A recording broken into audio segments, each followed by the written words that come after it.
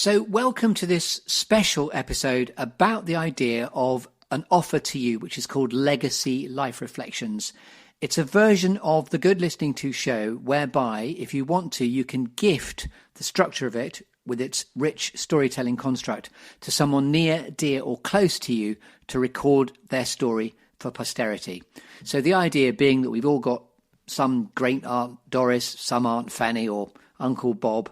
Could be your dad, could be your mother, could be your grandmother. Someone whose story you think, if only we could capture that in a way that was clear, structured and simple, that is where Legacy Life Reflections might be able to help.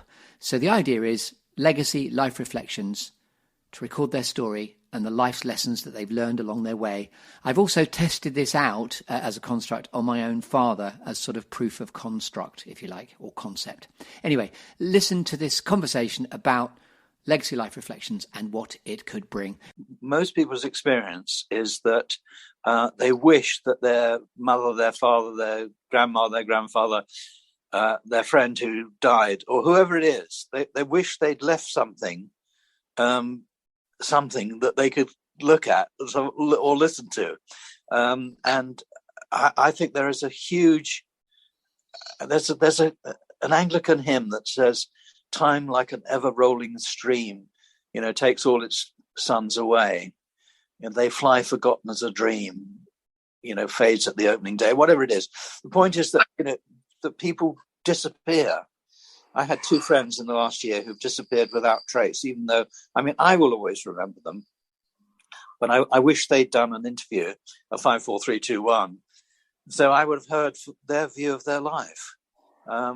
And they could have written, Andrew was a writer and he could write his memoirs.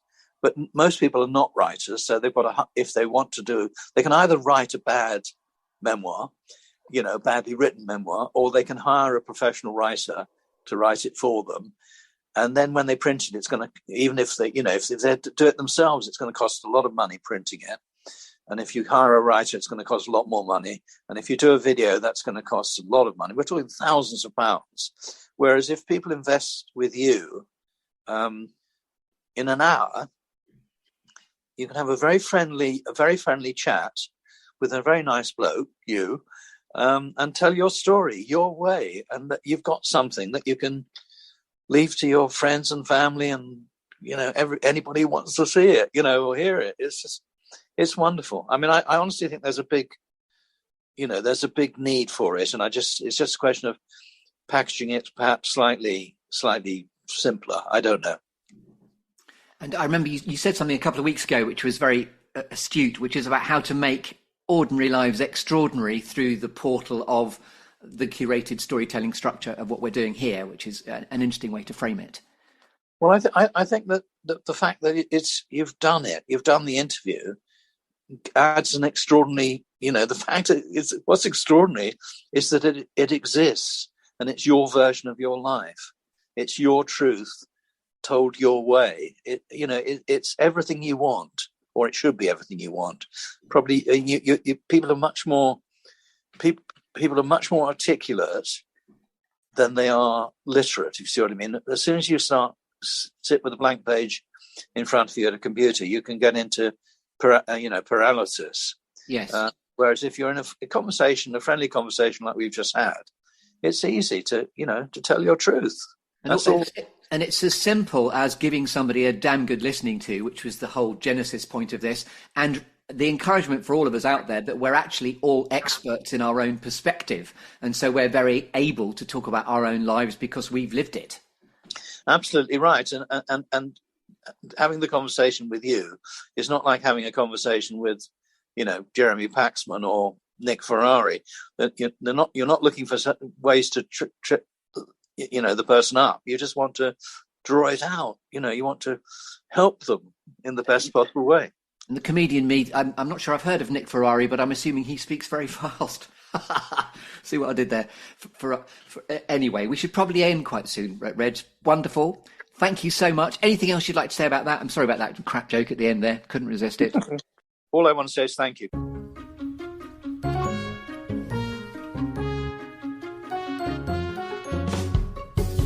welcome to a special Legacy Life Reflections episode of the Good Listening To podcast with me, Chris Grimes.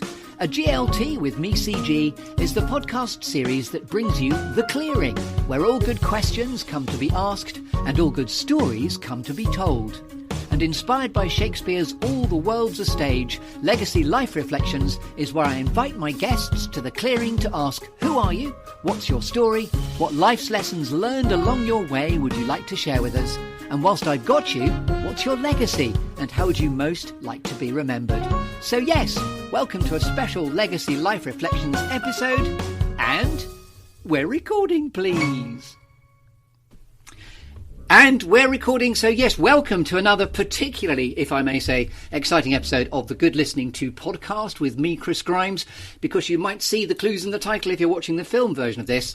I'm delighted to welcome to the Good Listening To, or GLT Clearing, Mr. Colin Grimes. Now, the clues in the title there, otherwise known as my father. So, Colin Grimes, welcome to the Clearing. How are you today? I'm particularly good today. Thank you very much. I'm having a good day. Wonderful to have you here as well. And so what I'm going to do, rather fascinatingly, is I'm going to take you through the normal route map of the Good Listening To podcast, where we're going to talk about a clearing, what that represents to you. We're then going to shake your tree to see which apples fall out. We'll talk about alchemy and gold, and then we'll bathe in the sort of stories that you've learned, the life lessons that you've learned along the way. And then, as with everyone else, I'll give you a cake at the end of it where we'll put a cherry on the cake. And we might get slightly more profound in the idea of the legacy of the conversation, which we'll come on to later on.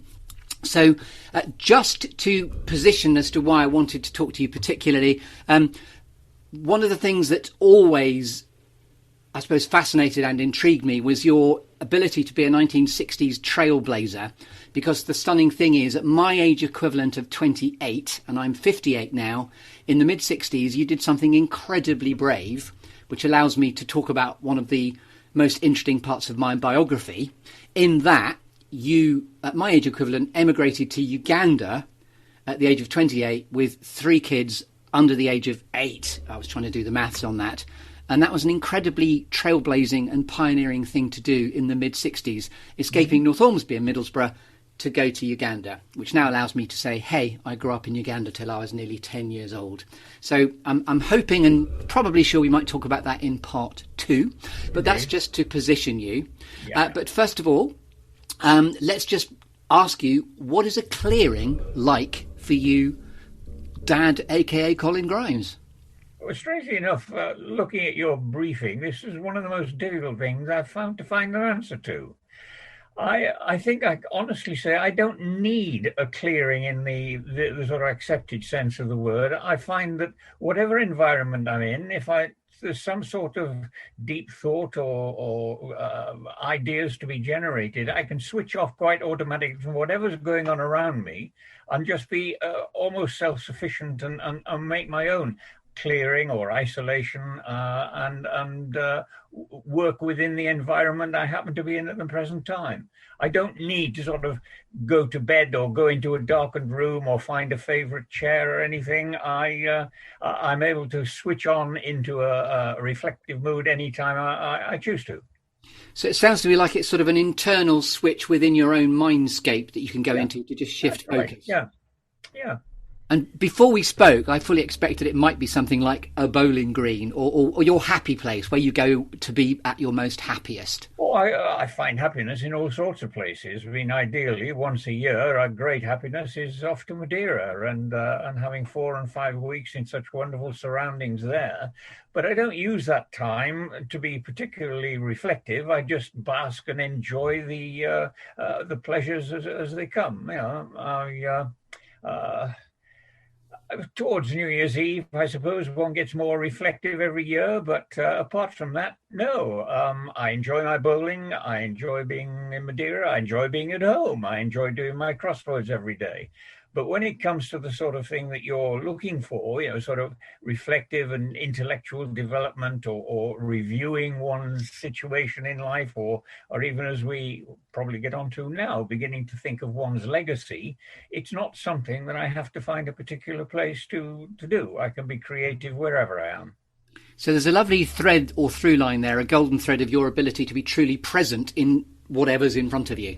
Mm-hmm. Yeah, that's the way it works. Lovely. So in terms of life lessons and reflections, we're going to get on to that next. Mm-hmm. So we're going to now bring a tree metaphorically into your clearing, which is rather comically, I'm going to try and bring a tree into your head. And we're going to shake your tree to see which apples fall out. And you two have done the prep that I've asked everybody else to do so far. We've had 5 minutes, Colin Grimes, a.k.a. Dad, to think about 4 things that have shaped you, 3 things that inspire you, 2 things that never fail to grab your attention, and then 1 quirky or unusual fact about you that we couldn't possibly know until you tell us.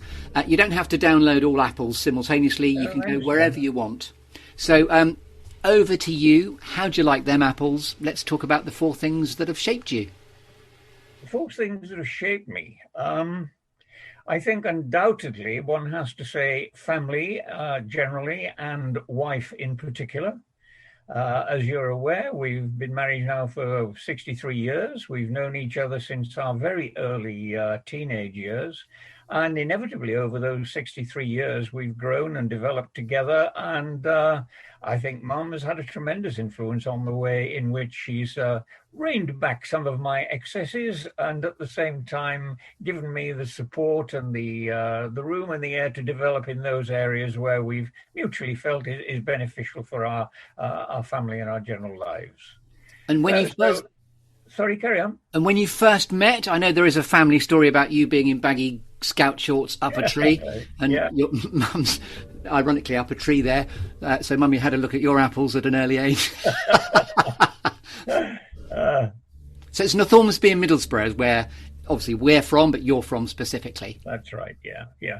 And I think that, one of the questions I think you are wanting to know, who am I? How would I define myself?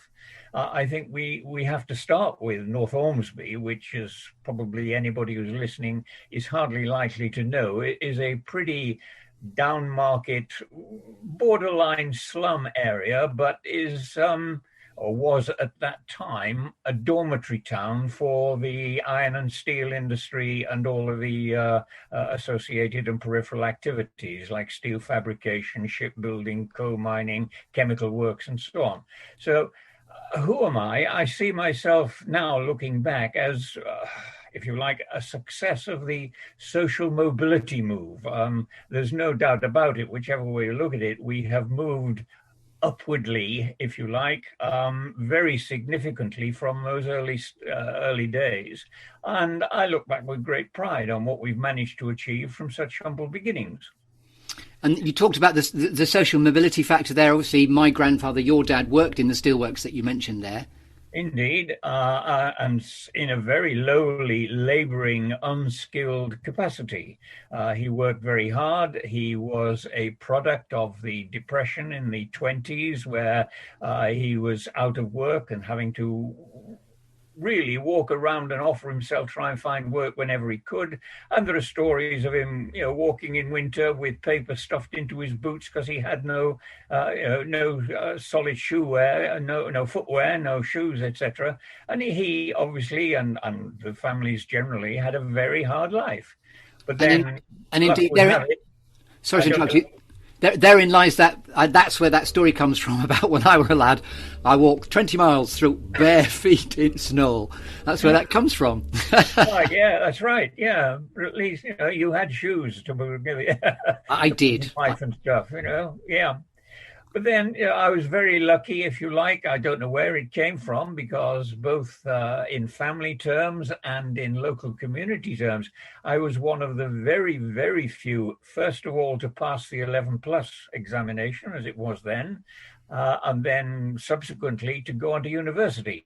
Nobody, absolutely nobody in the immediate area in which we lived had ever gone to university before. And so through that route, through the educational route, I was able to take the first steps in this social mobility that we've been talking about. And that, indeed, it's that sort of trailblazing instinct, I suppose, which then, it's nothing short of a very brave decision to escape that environment and then go as far afield as Uganda. It's very far-flung as a solution to that. trying to put in that into some sort of perspective, having found myself on this trajectory where, sadly, in many ways, I won't say obliged or forced, but I found myself in the situation where my immediate family ties were loosening because there was no way in which my parents and the wider family could relate to the university experience, let alone the grammar school experience. I found myself drifting further and further away from immediate family ties. At grammar school, conversely, that was not a particularly pleasant experience because I came from the wrong side of the tracks, and I was very seriously bullied throughout the whole 7 years that I was at the school. So when I then eventually went on to university, it was totally transformative because I suddenly found myself top of the pops, if you like. For some reason, I was immediately amongst the most popular and the most well-received and well-accepted people in the peer group in which I found myself. And that led me into being active within the social life of the university. I was elected, first of all, believe it or not, as head barman for the organization. Then I became secretary of the social committee. Then I became chairman of the social committee. And that meant sort of vice presidency of the union, of the students' union. And this was Keele University, wasn't it? Keele University. Yeah. And the cherry on the cake was that I was then invited to host Princess Margaret as the president of the university and was chairman of the Royal Ball Committee. And, marvellous. There's social mobility right there. Absolute. Yeah. And I suddenly then, from the rather feelings of sort of uncertainty and insecurity from grammar school, suddenly had this very secure and warm feeling that I perhaps had something to offer, and I was perhaps I say a better person, but I was more acceptable socially and capable of engaging with people at the highest levels of society perfectly well. So that was the next big influence on my life. Then, having gone into from university, gone into teaching, and again I found myself involved not just in the teaching but in many extracurricular activities. I was secretary of the staff association at the college, both colleges, which I was at, Longlands College of Further Education and Cleveland Technical College, and again. And this is pre-Uganda. This is your first part of your teaching career, wasn't it? The first part of the teaching career. And then the opportunity to go to Uganda arose, and I had very, very low expectations of being accepted. And I put in a speculative application one very cold, wintry November day. Again, at Mum's suggestion, it was her prodding that led me to do this. I put in a speculative application, and lo and behold, 6 months later, in the following April, off we went, and that was it. UK Health Radio, the station that makes you feel good. UK Health Radio, the station that makes you feel good. No idea what to expect. We had some preparatory work by going to a civil service college down in Farnham Castle, where we were given a week's residential course on what to expect. But at that time, I'd been told that I was going up into the semi-desert northern area of Uganda. But 3 weeks before we were due to go, I got a letter from the headmistress of that school saying, sorry, we couldn't because the house wasn't ready. And I found myself switched to the wonderful southern area, lush part of Uganda down in Jinja. So even all the preparatory work we had done was more or less wasted because we found ourselves in a totally different environment from that we'd been led to expect. And there's a lovely thing about windows of opportunity there. And there's a quote that I have struck on of late, which is what's meant for you won't pass you by. And so there are windows of opportunity on quite a lubricated hinge there, where you answered the ad and then you ended up somewhere different. But you went with the winds of being present to what was there, and you landed in the right place at the right time doing the right thing, I'm assuming. in how you felt? I have no regrets whatsoever, because once again, within the mixed expatriate community, we were dealing with people at United Nations level, right down to the local Africans and the society in which we operated. And I very soon was able to cultivate very close relationships with all levels of society, etc. And again, the evidence for that is I was once again elected as chairman of clubs, chairman of various committees. I held the very difficult position of expatriate representative on the government housing committee.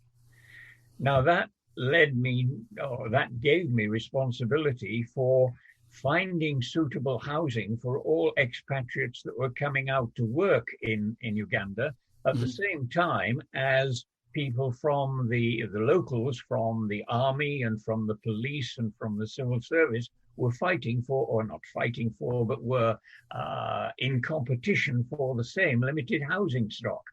And that really taught one the art of diplomacy, on how, without being described or without threat of being regarded as a racialist, managing to get the best deal possible for what was the white and therefore expatriate population over the local population, who had equally strong grounds for wanting good housing. So that was a very interesting experience. And there is a recurring theme all your life about you finding yourself in the pivotal position within committees. You know, we'll get onto this, I'm sure, but you're a sort of lifelong fixer. If you want something done properly, ask Colin Grimes. No doubt about it. I'm an inveterate committee man. I can't think of any time since the age of 16 that I've not been involved in one committee or another of some kind. I've been on committees and on such groups for my entire life, and still am. Even at the ripe old age of 83, I still sit on 4 different committees and do what little I can on a voluntary basis. I just love it. So if you want something done properly, get Colin Grimes involved. He'll fix it. So there's something there about the thread of that. In that sense, yeah. But there is one influence, if we're talking still about influences, one influence in my life I cannot underestimate, and that takes us back to the days when I was in my very young, sort of 12 to 18, my grammar school days. Mum and I were very, very active in the church. Oh, and by the way, just before we move away from that, in a few paragraphs ago, I didn't know that you'd been sort of serially bullied for the 7 years at grammar school. That's very interesting that I've not heard that before or not tuned into that. Really?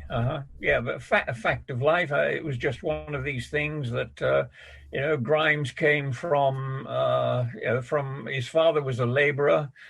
He came from the wrong side of the tracks, and therefore, was to be singled out immediately as someone different. And whether or not there was an element, who can explain why bullying takes place? I don't know.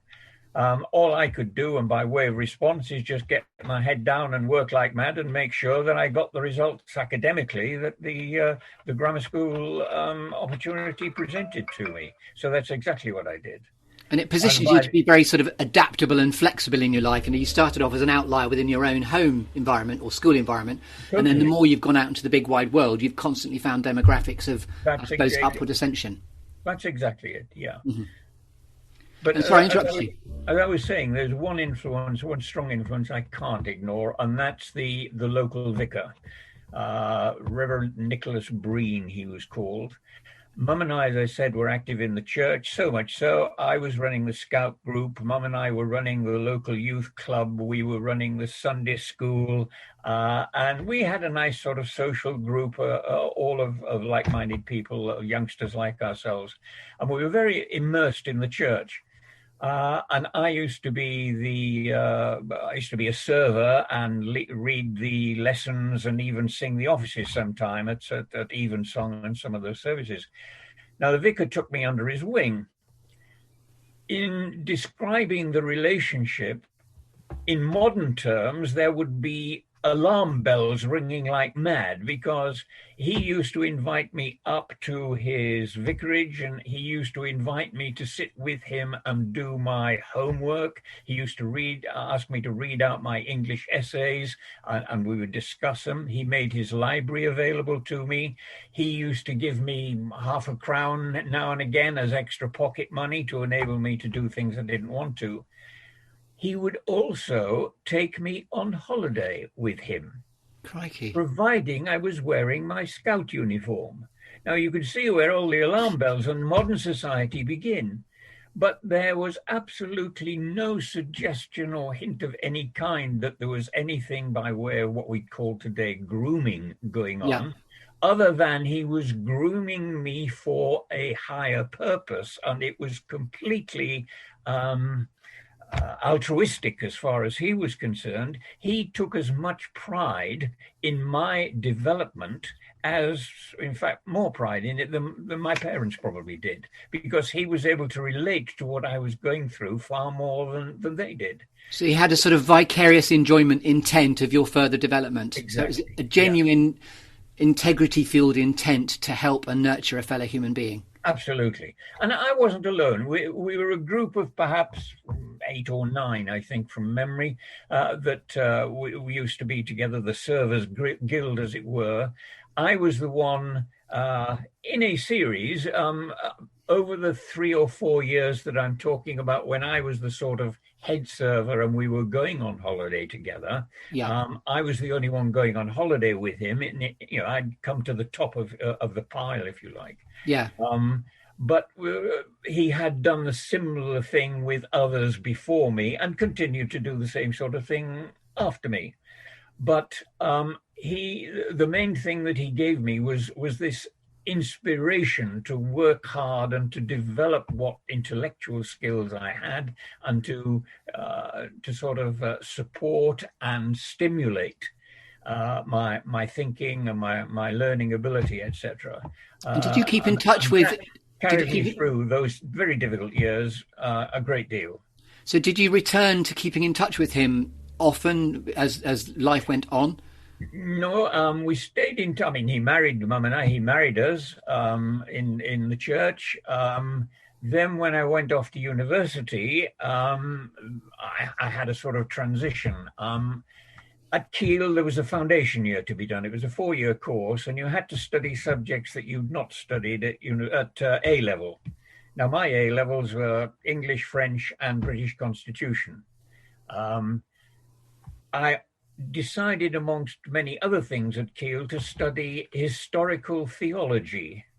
And unfortunately, in studying the historical part of theology, my faith received a tremendous knocking, and I'm afraid it just sort of removed any residual faith that I might have had. And since then, I've been, increasingly so atheistic and a complete unbeliever, if you put it in those terms. Yes. So we lost direct touch. We stopped corresponding with each other, and then very shortly after my first year at university, he simply disappeared from the scene.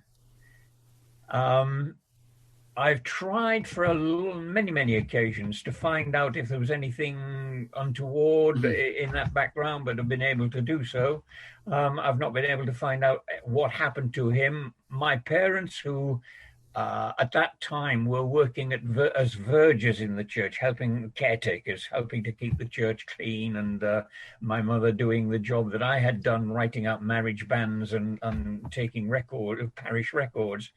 They were not able to give me any explanation either, but sadly he just disappeared entirely from my life and from the parish of Northamptonshire. So he remains an enigma, a force in your life, and are we saying he's someone that shaped you, or he's an influencer, or both? Both. Yeah. Both. Yeah. And just say his name once again. I know it's Bream. Nicholas Breen. Breen. Breen. He was actually a Southern Irish Protestant, which again is something very, very strange at the time. That there he was, a lovely Southern Irish brogue, but he was Protestant rather than Roman Catholic. And his reputation his reputation in your heart remains true to this day, that there was nothing. Oh, absolutely. Yeah. Nothing at all well, it was an altruistic intent. Yeah, Beautiful. absolutely. Yeah. So there you have. You have influences is wife and family, the university, Uganda, and the Nicholas Breen. Those, I think, are the four definitely life-enhancing and life-shaping experiences that have brought me to where I am to be today. Wonderful. Okay, so now we're overlapping slightly in terms of the things that influence you as well, but let's move away from 4 things that have shaped you to 3 things that inspire you now. Again, pretty difficult. I think I have to recognise that I'm as well as being an inveterate committee man, and perhaps that might explain why I'm an inveterate committee man, is I think I'm also a born teacher. Nothing inspires me more than seeing an opportunity to participate in a way which improves things. UK Health Radio, the station that makes you feel good. UK Health Radio, the station that makes you feel good. In whatever I've been doing professionally, I've never been satisfied just to sit back and do the job. I've always looked around to gather around me people with similar occupations, similar professions, and then generate a range of activities which either helps to improve performance or, as it was in the latter stages of my career, recognition of what we were doing as an acceptable profession. So the opportunity to get in and do things to improve things is a great inspiration to me. I just love nothing better than that. And I consider myself the DNA of the fact, I teacher trained before I actor trained, and that was thanks to your very good parental advice when I was 19. If you want to be an actor, be a teacher first. And I've thanked you for that because it's always come true. But also, as we know, your granddaughter Lily, my daughter, is now training to become a primary school teacher. So there's something about the desire to help and enable others and better them through our participation, which is definitely there as a thread. Of course, yeah. The other thing that I find great inspiration for is in all kinds of artistic expression, whether it be language, whether it be photography, whether it be fine art, painting, drawing, music, the whole range of artistic expression. I find myself greatly inspired by performance at the highest level in all of those areas. Like yourself, I think you are developing along the same lines. I'm deeply interested and always have been in language, and I love nothing more than sitting and listening to people who are expressing themselves well and clearly, and it just gives me a great thrill and enables me then to aspire to keep my language skills going and become as eloquent as I possibly can. So the art of communication is what you're interested in. Absolutely. Yeah. So and then all of these have got to have some sort of output, if you like, and I'm always thrilled by observing the synergy that comes out of group activities. Yeah.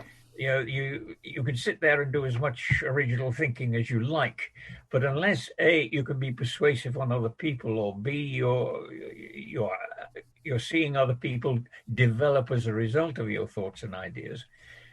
Synergy is a fantastic feeling, whether it's standing in front of a class, standing in front of an audience of 500, or just sitting in a committee of 3 or 4 of you and together working on a problem and seeing this solution, if you like, or this development of whatever kind blossom is a fantastic feeling.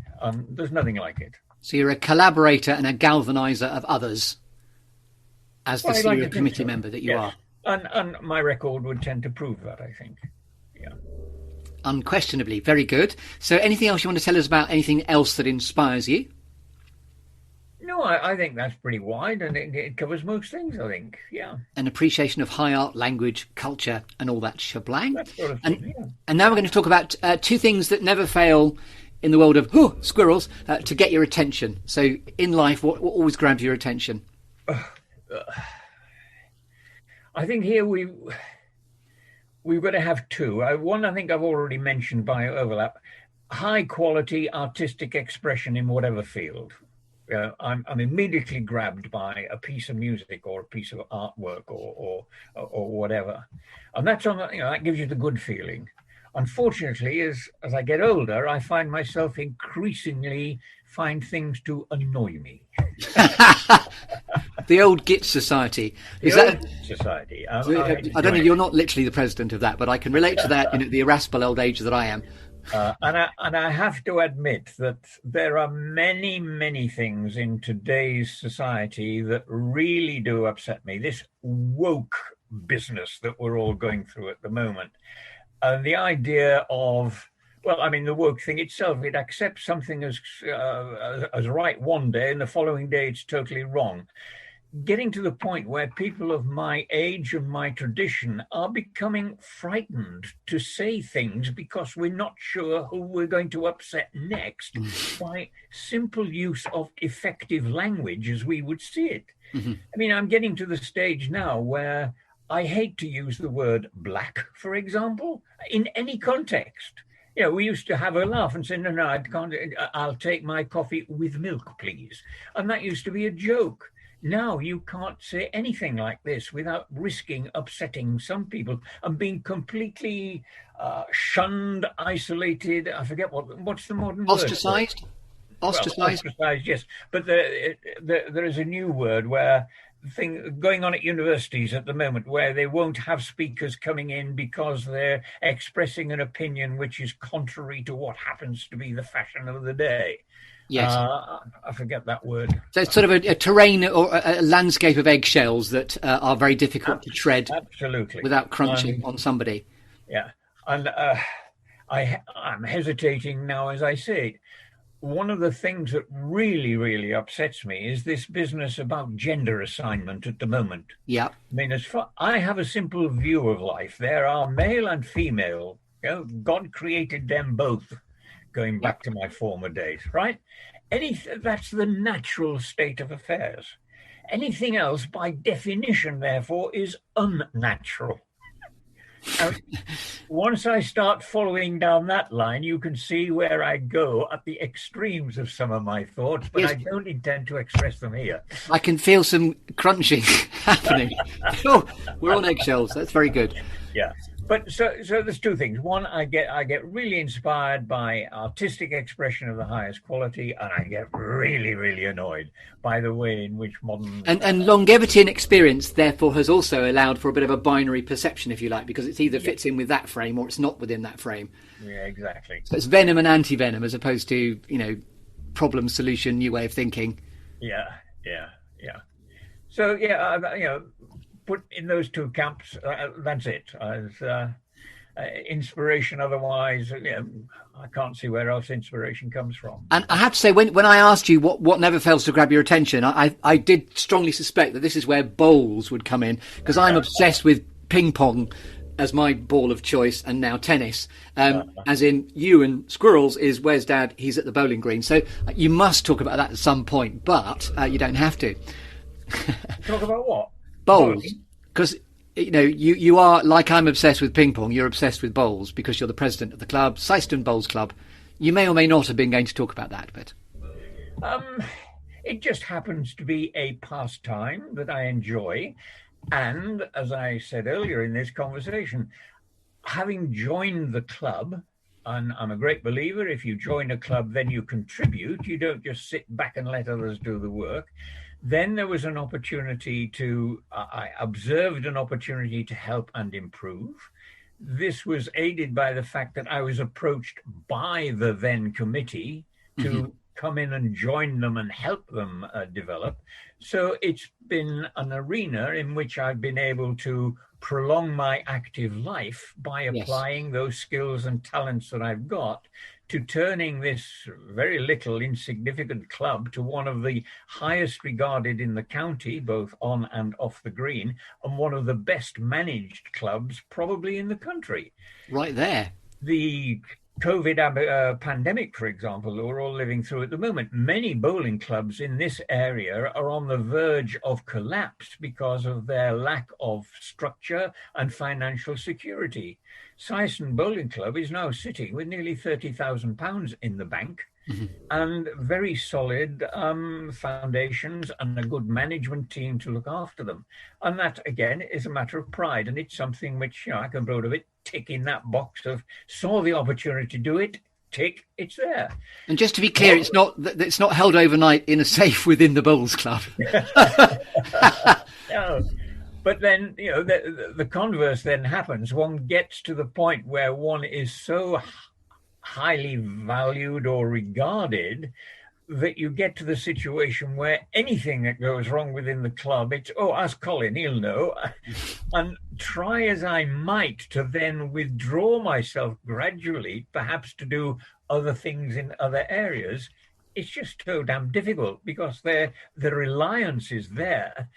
So, if you like, it's a failure on my part, not just to develop, but to actually complete the teaching and the education. It's a very slow and laborious process because, while there's one willing helper here, why the hell should anybody else volunteer to do it? And the comedian in me thinks that also the coach in me thinks that we should maybe talk to you about the art of delegation. But, if you want something done properly, do it yourself. Yeah. No, I'm an arch delegator. There's no, I sure can you delegate, that's no problem at all. But, no, it's a bit restricting. The actual bowling itself on the green during the summer months is outdoor exercise, and at our age, there's very little opportunity to get out and have physical exercise. Yeah. It's just an opportunity which I grasp with both hands, and I've certainly missed it this year because I've been able to play maybe once or twice a week, that's all, and a couple of competitions, instead of being 3 or 4 times a week, enjoying it. And physically, the effects are there. I've not had as much exercise, and I'm not one for, I've had a yoga mat, which I bought when I first retired, which still is in the wrapping I bought it in. I'm not one for following Mr. Motivator or whatever and doing your exercises for half an hour every day on the bathroom floor. I didn't think you were, Dad. We can agree on that. That's good. So moving away from the two things that we're now on to a quirky or unusual fact about you, Colin Grimes, that we couldn't know unless you told us. Well, apparently I've told you one already, that I was the object of bullying at school, but I find it difficult because as a family, I believe we've had a very open relationship, and there's been nothing which has been taboo or that we've had to keep back from each other. I can only fall back on sort of say one of the biggest regrets of my life.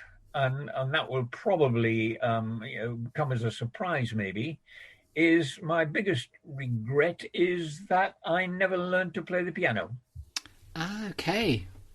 And I do envy, because going back to this artistic expression, etc., I now really do envy people who can just go to a piano and just tinkle out a few tunes, etc. Yes. And I really kick myself for not taking up or bowing to my parents' pressure when I was 10, 11, 12 years old to take piano lessons. And were I to have my time again, I think that would be probably fairly high on my list of priorities. Second, followed very closely by private airline pilot. Okay. I would like to be up there in the sky in one of these light aircraft flying around the place. I'd love that as a freedom, but whether they count as surprising facts, I don't know. But and you're angling for an 84th birthday present dual thing there, which is an air license and a piano, but not at the same time. Yeah. Okay, so we've shaken your tree, and now we're going to move away from the tree, but stay in the clearing, which is, as we said, your ability to be truly present within your own head. And we've been implying this because you've been giving me alchemy and gold in what your purpose is. But in terms of alchemy and gold, what is it that Colin Grimes always knows that he's bringing and loves to bring? So how would you answer to alchemy and gold? I think the thing that I'm best known for is reliability. If Colin says he's going to do something, he does it. and you can rely upon it being done on time to the highest quality. That's and that would extend, I hope. I mean, I might be taking these things for granted. I hope in terms of parenting, that is and always has been the case. I'm always here, I'm always there, and always will be, to help and assist wherever I can. I can be relied upon to be supportive. Not blindly so, as I think you and Adrian both know. I do have my criticisms, but I see no point in just being blindly supportive, but I can be relied upon for whatever is necessary at the time. Yes, and in fact, I did get the blunt end of. I rang you up once to show you the first episode of the Good Listening To podcast, and you told me not once but thrice how irritating you find the use of my hands whilst I'm doing this. I'm glad to see you've taken that into consideration. Yes, jazz hands, they've calmed down slightly. I'm sort of clamping them there just in case Colin Grimes takes offence. Very good. Yeah. So now we're coming up to the point where I got quite intrigued in the slightly new thrust of what we're doing now in the 7 Ages of Man and the Jaques speech from As You Like It, which is all the world's a stage and every man and woman has their entrances and their exits. So in awarding you with a cake, I'm just going to ask you to put a cherry on the cake in the legacy of the conversation that we've had. You can interpret it how you want. I'd like to hear what your favourite inspirational quote has been that's given you succour. Can you give us that first? Oh, probably the rather trite and when the going gets tough, the tough get going. 3 or 4 times in my life, I've faced very serious challenges, and I've never buckled under any of them. I think, taken that quote of, well, okay, the going's tough, but let's get going and do something about it. So I think, although it's a bit cliched, I'd probably have that fairly high up in my list of quotes. Nothing Shakespearean or highfalutin, but just and in the sort of but important. And in the instinct of giving you a damn good listening to, is there anything else you want to tell me about any of those aspects that are really trialing to you? That were trialing? Yes. Top of the list, obviously, is the loss of your sister. I mean, the death of Hazel was a fantastic occurrence, one that no one should ever have to go through. And that was a particularly trying time from all points of view, professional, personal, family-wise, and all the rest of it. That would have to be at the top of the tree. But, I mean, twice in fairly rapid order in the late 70s, early 80s, I found myself unemployed for what I regarded as no particular reason of my own doing. And again, at that late stage in life where jobs were not the easiest to come by for people of the age I was at the time, I believe that that when the going gets tough, the tough get going kicked in, and I think clearly, if you look back at my record, very successfully addressed those and overcame them to the point where it was almost as though I could say that I had to go through those experiences because there was something greater to come out of it at the end of it. And I finished up having, for 18 years, formed a company and run my own company, which was highly successful and persists to this day. I was able to secure the jobs for, in my day, 8 or 9 people. It's now employing 15 or 16 people, and it's still going strong. So, I think my record on that side of things stands for itself, and I'm very proud of what I achieved. And with that philosophy of innate optimism and the future focus and the action towards, as you say, the dark shadow of the family is obviously the death of Hazel. And how have you come to peace with that, or maybe you haven't? It's trite to say you never do come. You have to accept it. It is a fact of life. Mm-hmm. But every experience in life, every new experience, every phase, every stage you go through, there is always coming to the fore, if only if only. And everything one does, every new experience one has, there is no matter how slight, there is a colouring of thought and regret and the idea of a wasted life, etc., and a wasted opportunity and all the rest of it. So you come to terms with it by just accepting it as a fact, Yes. but there is no way you can explain it, if you put it that way, in terms of, our friend over in Spain, Gillian, will say, God had a reason for it to happen. Well, that to me is absolute crap, and, it would never, ever come anywhere near my thoughts. You can't explain it, but you just have to accept it and swallow hard and get through these things. And indeed, my own admiration for, what's happened within the family, it was such a tectonic and seismic shift to our experience as a family that you don't wish upon anyone. But as you say, it is a fact of life. Life and death are facts. And that sense of optimism and pragmatism have been, set you in very good stead, I think. I think so. I mean, you mentioned the word optimist there. I mean, Mum calls me her cockeyed optimist because whatever she comes up with dark thoughts, and she tends to come up with them far more regularly than I do. I always seem to be able to find an answer to put a smile on her face and get her through the next 24 hours until she has the next dark thought. I'm a born optimist. Lovely. And going back to the 7 Ages of Man and the Jaques, All the World's a Stage, just to get it slightly more profound now, we'll talk about legacy. Colin Grimes, how do you think you'd most like to be remembered?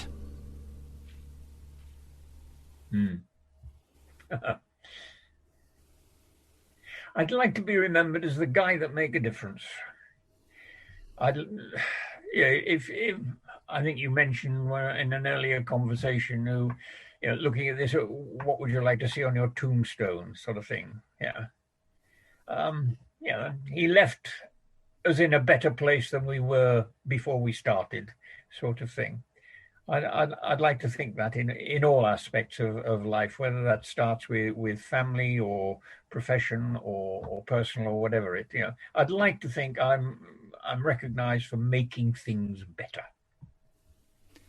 Colin Grimes, the guy who made a difference. Thank you very much indeed for joining me, aka your son, Chris Grimes, here on the Good Listening To podcast. Thank you very much indeed. Good night. It's been my great pleasure. Good night. See you later.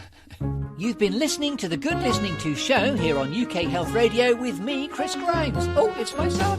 If you've enjoyed the show, then please do tune in next week to listen to more stories from the clearing. If you'd like to connect with me on LinkedIn, then please do so. There's also a dedicated Facebook group for the show too. You can contact me about the programme, or if you'd be interested in experiencing some personal impact coaching with me, care of my Level Up Your Impact programme, that's chris@secondcurve.uk. On Twitter and Instagram, it's @ThatChrisGrimes. So until next time, from me, Chris Grimes, from UK Health Radio, and from Stan, To your good health.